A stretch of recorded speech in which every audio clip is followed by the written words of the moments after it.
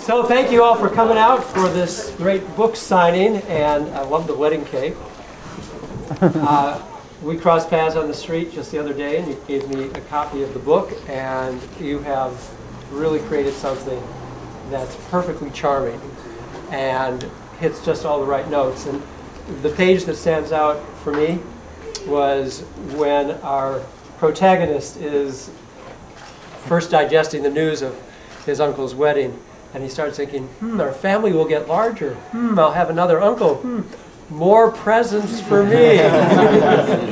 That's how kids digest this news.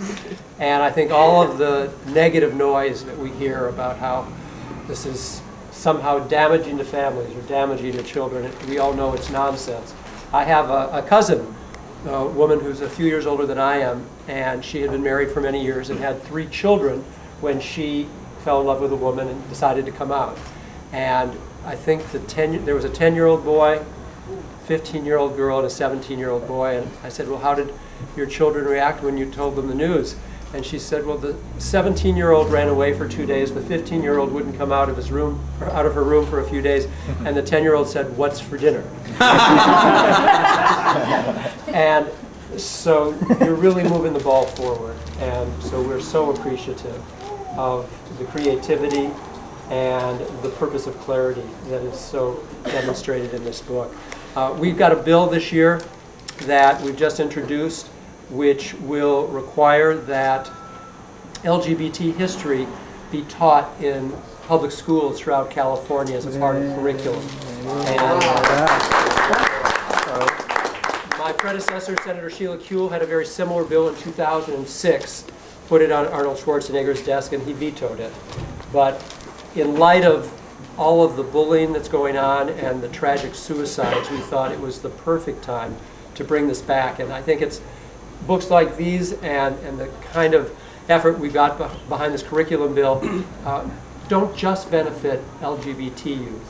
It benefits their straight counterparts as well. And when you think about it, if children were to learn, age appropriately of course, that this has been a civil rights movement, pre-Stonewall, post-Stonewall, that it was as recently as 1972 that the American Psychiatric Association removed homosexuality from a list of mental illnesses.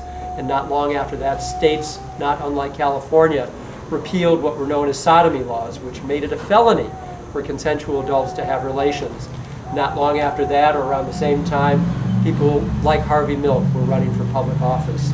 And soon we were amending Fair Employment and Housing Acts to prohibit discrimination on the basis of sexual orientation, and here we are seeing states pass laws to allow for marriage equality. So it is a continuum, it's an arc of progress in civil rights. That's what children have to understand, no different from any other civil rights movement that they're learning about. And the kind of opposition we're getting to that bill is not unlike the uproar that was caused when there were to be women's studies on school campuses or black studies. And the same people who don't want LGBT studies in our curriculum are the same voices that didn't want the previous changes as well. So again, so appreciative, and brought a little proclamation, as I often do, from the California State Senate, congratulating you and thanking you for the great work.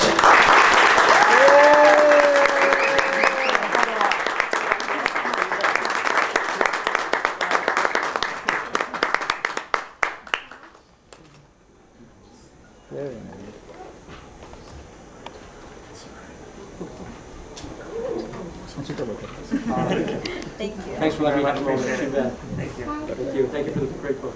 Thank you very much. Mark Leno, everyone. Senator Mark Leno.